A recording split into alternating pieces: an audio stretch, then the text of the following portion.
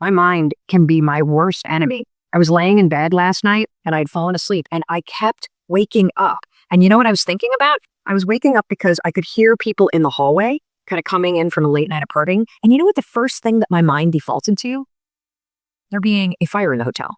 And I started having these visions of my daughter and I going down the stairwell and getting trapped. And then I had visions of us being on the balcony on this room and fire kind of engulfing. And what are we doing? Are we tying a rope? I mean, it's just insanity, absolute insanity. And I used the techniques that I teach you. I went 5, 4, 3, 2, 1. I am not thinking about this. And the thought disappeared because I constantly reset my mindset. And, you know, one of the reasons why I'm telling you this is if you are tired of feeling negative, if you feel often that your own thoughts are the things that trick you up in life, that you wish that your mind were more positive, I'm telling you that I'm the same way.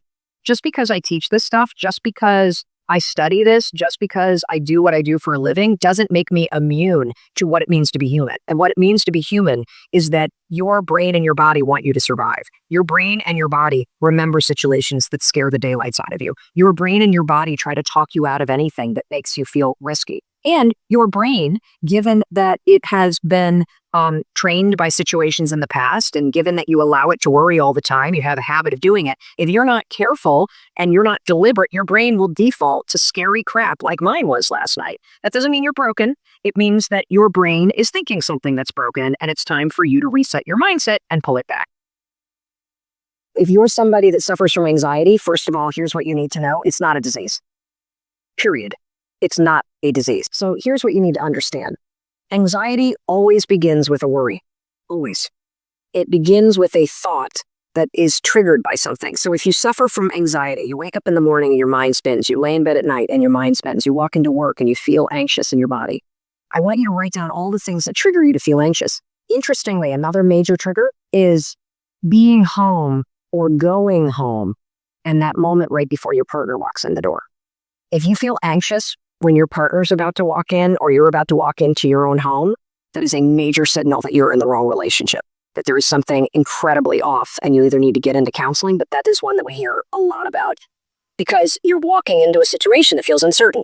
A lot of people, by the way, had parents that were abusive or parents that were yellers. So they also are experiencing ghosts from the childhood. It's 5 o'clock, dad's about to come home and pour a drink and everybody's on edge. So write down the triggers, okay? Because having kind of the triggers ahead of time will help you come up with a plan for how you're going to catch yourself when your mind defaults to the automatic ways that it thinks. Then what I want you to write down next to the trigger is what exactly are you worried about?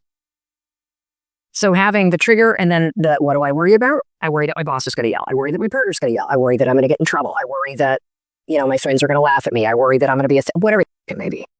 Then what you're going to do is you're going to write down what I call an anchor thought. An anchor thought is something that weighs you down and it makes you excited. And so here's how the strategy works with the 5-second rule. The next time you're in a situation, and let's just use the example with pulling into your own driveway or your own apartment, and maybe you've got issues with your boyfriend or girlfriend or your roommate, and that makes you unsettled.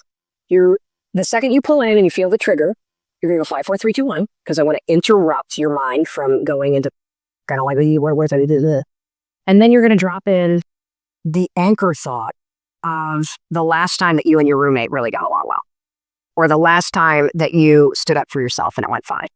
Or a puppy. Yeah, or a puppy, but whatever. You're going to say, I'm so excited to deal with this. Yeah. And then you're going to get out of your car, even though your body is going to feel a little unsettled and your mind's going to race, go 5, 4, 3, 2, 1. If you start to but what? And then walk in the door. And what I'm teaching you to do is to not let your mind hijack you.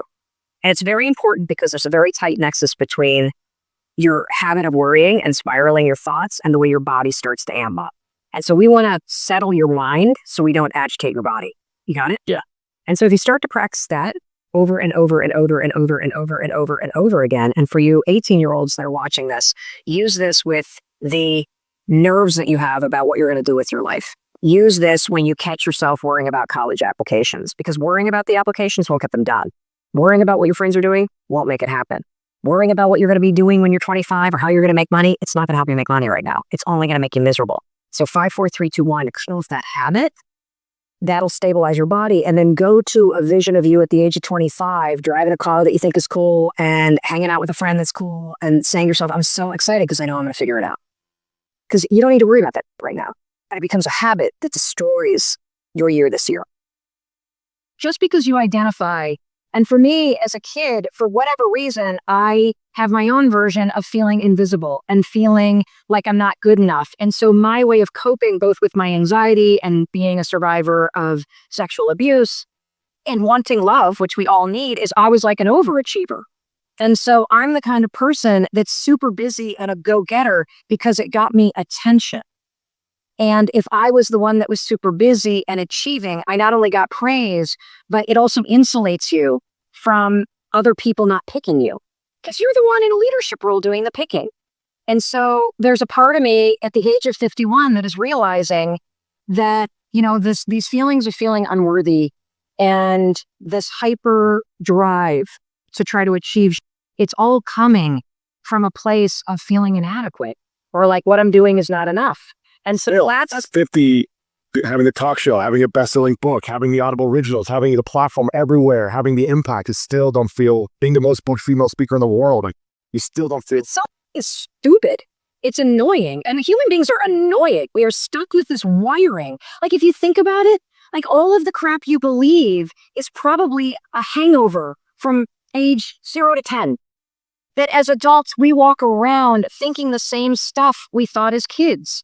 And I can't stand that I feel that way, but knowing it, it allows me to catch it before it stops me from having an event or writing that next book or taking a risk. There's a lot of you that are running from things instead of running to things. And that's a huge difference, running from something versus running to something. And so I want you to think about that for a minute. Because you don't have to move across country to change your life. And you don't have to do something drastic to experience drastic positive change. And here's the thing about running away from your problems, running away from your past.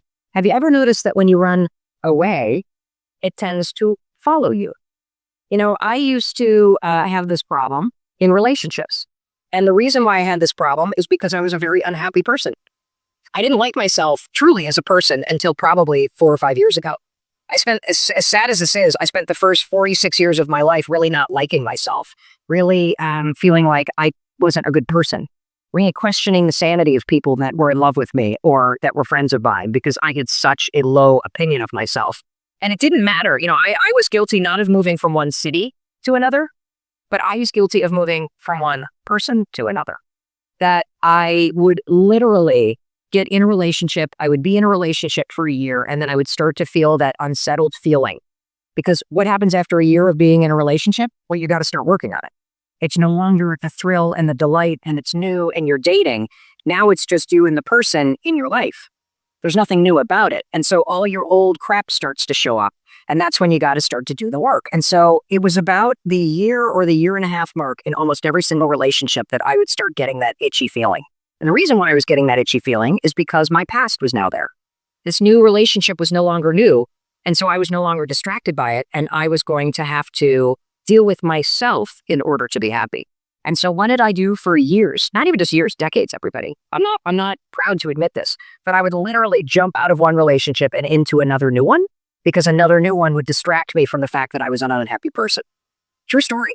And I think a lot of you who are unhappy with yourselves are looking to move jobs or looking to move the city that you live in, or you're looking to change your relationship.